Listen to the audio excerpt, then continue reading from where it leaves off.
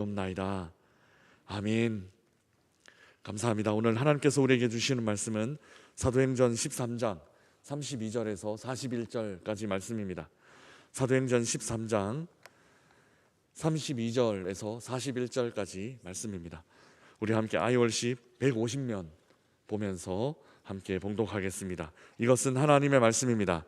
우리도 조상들에게 주신 약속을 너희에게 전파하노니 곧 하나님이 예수를 일으키사 우리 자녀들에게 이 약속을 이루게 하셨다 함이라.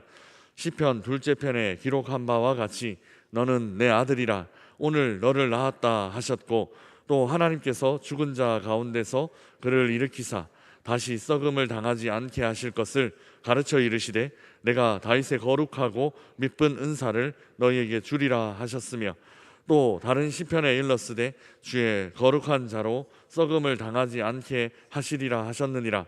다윗은 당시에 하나님의 뜻을 따라 섬기다가 잠들어 그 조상들과 함께 묻혀 썩음을 당하였으되 하나님께서 살리신 이는 썩음을 당하지 아니하였나니, 그러므로 형제들아 너희가 알 것은 이 사람을 힘입어 죄사함을 너희에게 전하는 이것이며, 또 모세의 율법으로 너희가 의롭다 하심을 얻지 못하던 모든 일에도 이 사람을 힘입어 믿는 자마다 의롭다 하심을 얻는 이것이라. 그런즉 너희는 선지자들을 통하여 말씀하신 것이 너희에게 미칠까 삼가라. 일러스되 보라, 멸시하는 사람들아 너희는 놀라고 멸망하라. 내가 너희 때를 당하여 한 일을 행할 것이니 사람이 너희에게 일러줄지라도 도무지 믿지 못할 일이라 하였느니라 하니라. 아멘. 하나님의 말씀을 성취하는 일은 두 가지 서로 반대되는 방법이 있다 말씀드렸습니다. 하나는 하나님 말씀 반대편에 서서, 그러니까 하나님 반대편에서 말씀이 이루어지게 하는 것입니다. 대표적인 예가 누구일까요? 가룟 유다가 떠오를 것입니다. 그는 예수님을 죽이는데 넘겨준 사람입니다. 그러나 이 일로 하나님의 구원 계획이 완성되는 참 역설적인, 하나님의 말씀을 외우고 있었고, 또 모세 오경 정도는 그저 쉽게 외울 수 있었지만 하나님의 아들 예수를 죽이는 죄를 범했고, 또 예수는 죄가 없었다 그렇게 판명이 났지만 예수는 십자가에 돌아가시는 일이 일어났습니다. 이 모든 일이 하나님의 말씀대로 이루어졌습니다. 다른 하나는 하나님과 같은 편에서 말씀이 이루어지게 하는 것입니다. 대표적인 예가 바로 예수님입니다. 겟세마네 동산에서 우리 주님은 나의 원대로 마옵시고 하나님의 뜻대로, 하나님의 원대로 하옵소서라고 기도하셨고, 그렇게 십자가의 길을 걸어가셨습니다. 또 제자들이 바로 이 삶을 살았습니다. 그들이 만난 부활하신 분에 대해서 증언하는 증인의 삶을 제자들이 살았다라는 것입니다. 땅끝까지 복음이 전해지고 또 모든 민족에게 하나님의 사랑이 전해지는 이 예언의 말씀이 성취되는데 제자들이 쓰임받고 또 제자들이 헌신하게 되었습니다. 오늘 본문은 선교팀 자신들도, 그러니까 바울과 바나바도 이렇게 말씀 성취하는데 쓰임을 받고 있다 말하고 있습니다.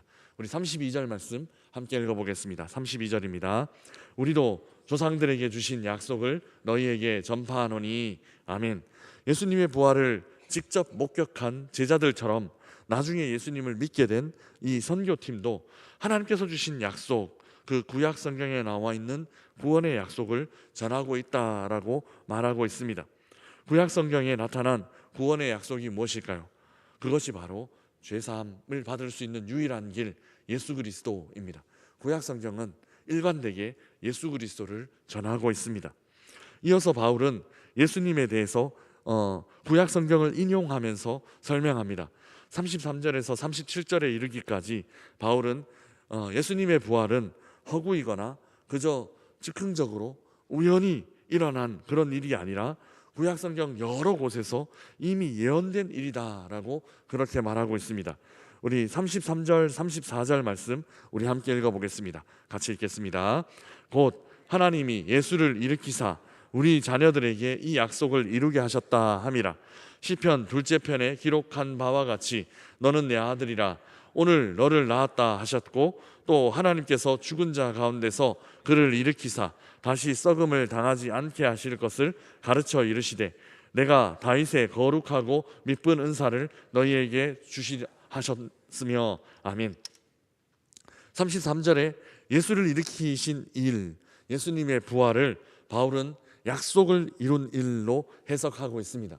그러니까 구약 성경을 약속이라고 말하고 있고 그 구약 성경에 기록되어 있는 약속을 예수님께서 성취하셨다, 예수를 통하여 성취하셨다라고 보고 있는 것입니다. 이를 위해 예수님에 대한 약속의 말씀으로 구약 성경 시편과 또 이사야를 인용하고 있습니다. 이 인용의 공통점이 무엇인가 하면 그것은 다윗입니다. 여러 이제 시편과 이사야의 말씀을 인용하고 있지만 그 모든 말씀에서 다윗이 중심을 이루고 있습니다. 시편 절반 이상이 다윗의 시편이기 때문에 유대인들은 시편을 다윗의 책이다, 오경을 모세의 책이다 이렇게 말하는 것처럼 시편을 다윗의 책이다 이렇게 복원합니다. 이사야를 인용한 구절에도 다윗이 등장하고 있습니다. 이 구약 성경 인용을 통해 바울은 예수님과 다윗을 비교하고 또 대조합니다. 36절 37절 말씀 우리 함께 읽어보겠습니다. 같이 읽겠습니다.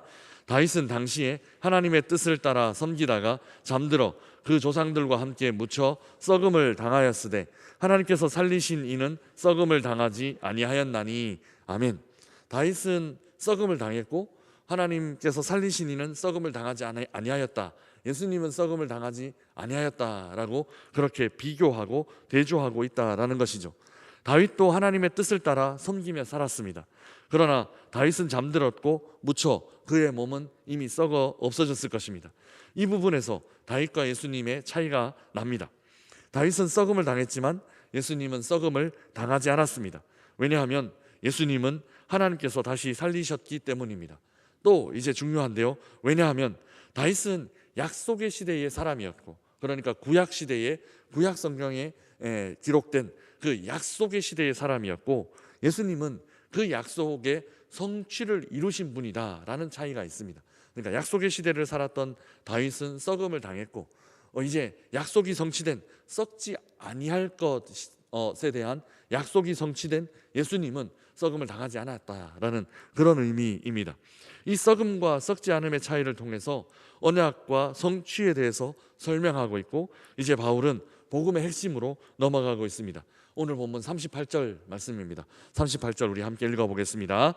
그러므로 형제들아 너희가 알 것은 이 사람을 힘입어 죄사함을 너희에게 전하는 이것이며 아멘.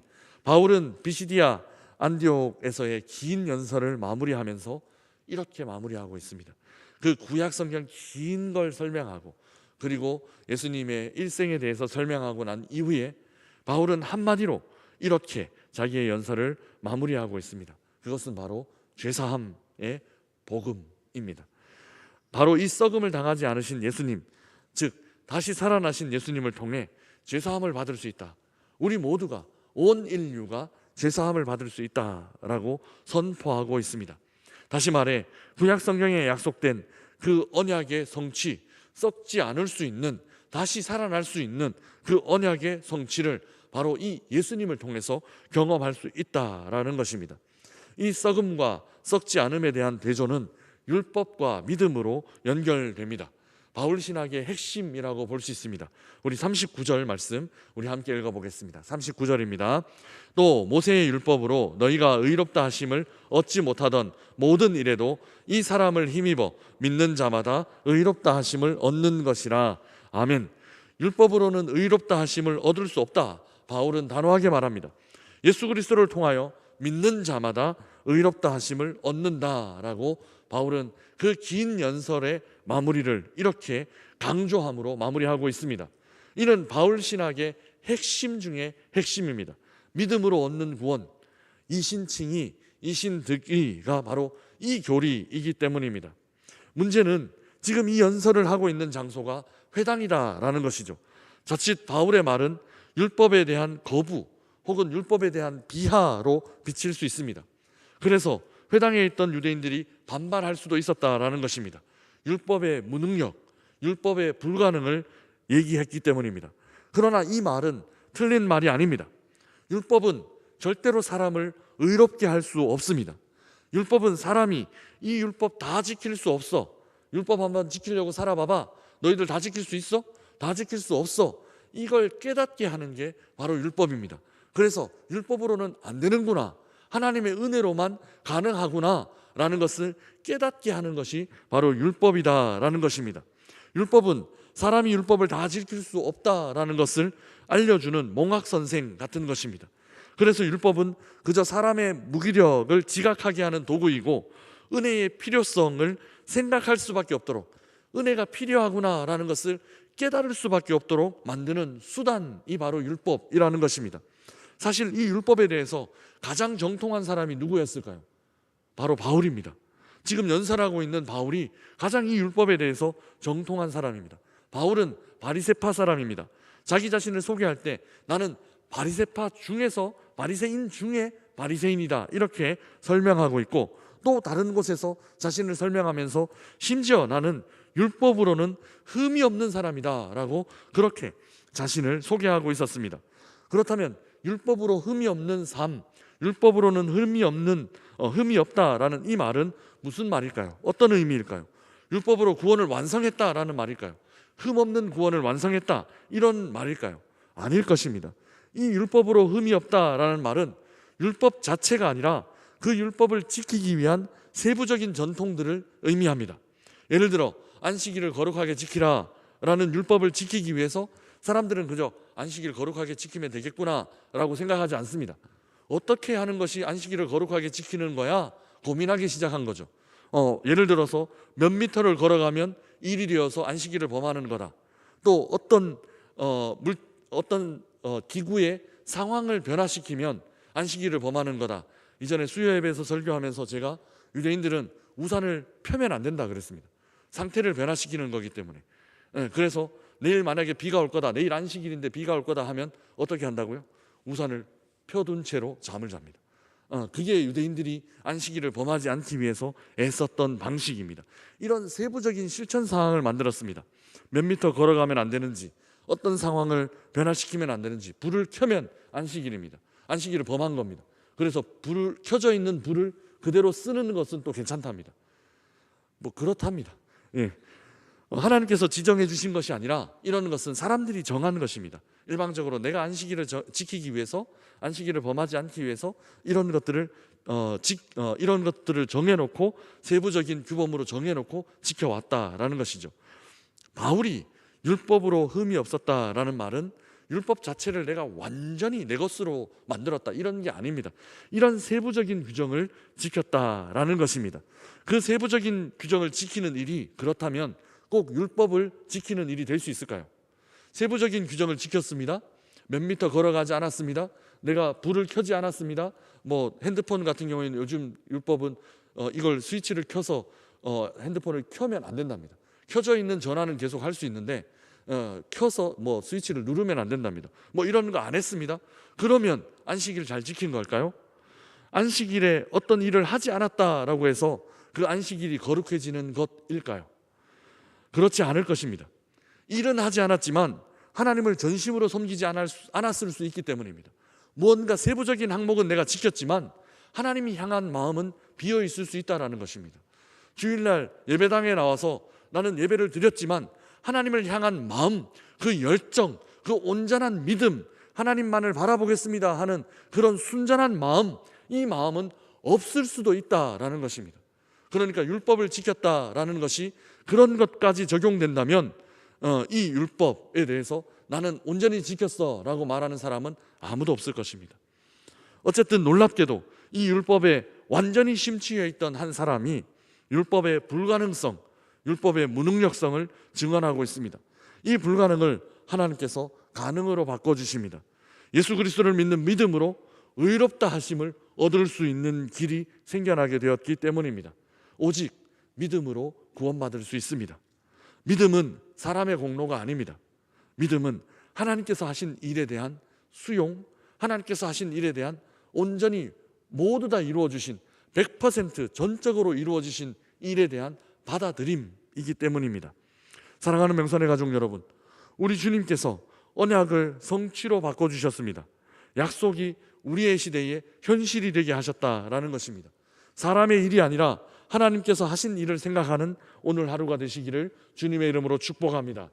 하나님께서 살리신 일, 하나님께서 썩지 않게 해주신 일, 하나님은 여전히 우리 안에 이 일을 행하실 것입니다.